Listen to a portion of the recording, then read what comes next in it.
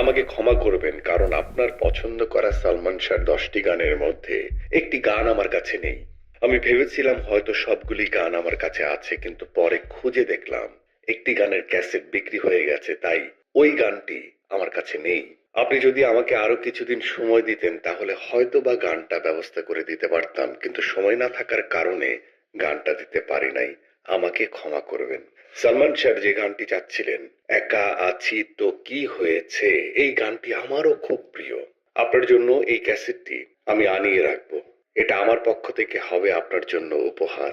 গানটি আমার খুবই ভালো লাগে, তাই আপনার জন্য 2 লাইন গেয়ে দিচ্ছি। যদিও আমি কোনো গায়ক না, আমার গায়িকিতে যাবেন না।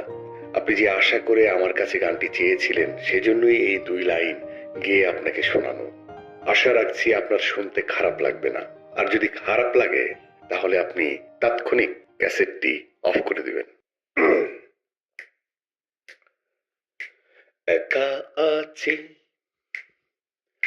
তো কি হয়েছে,